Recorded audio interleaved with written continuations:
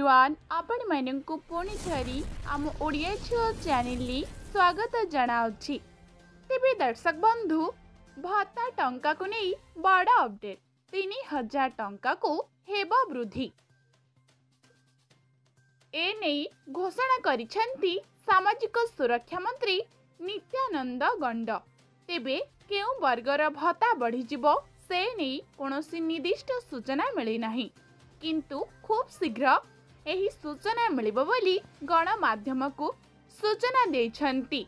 यहा सह भत्ता वृद्धरे वार्धक्य भत्ता, विधवा भत्ता और दिव्यांग भत्ता को गुरुत्व दियाजिबो बोली मध्य सूचना देछंती मंत्री सूचना देई कहिछंती विभिन्न वर्गर भत्ता बढ़ाइबा को सरकार चिंता करुछंती। विभिन्न विभाग अधिकारी सह एनेई सह आलोचना जारी रही।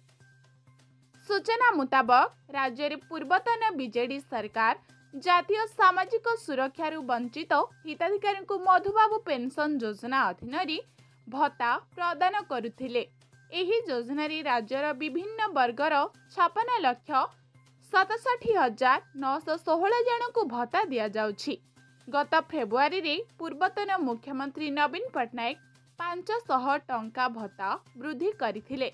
यहाँ पर हिताधिकारी माने सर्वनिम्न भत्ता राशि 1000 टंका लाभ पाउथिले। तेबे दर्शक बंधु यह थिला समस्त देशर नागरिकों पाई किछि बड़ा अपडेट। जदि आपण मानकु आज ही अपडेट भल लागिथिबो ताहाले भिडियोटी को बहुल मात्रा रे शेयर करंतु, लाइक करंतु। चैनल को नुआ करी आसीथिले सब्सक्राइब करबा को भूलंतु नाही एवं कमेंट माध्यम रे कमेंट करंतु जे आपणक अंचल रे 3000 टंका प्रदान करा गलानी कि नाही। तेबे रहुछि एवरीवन, नमस्कार, जय जगन्नाथ।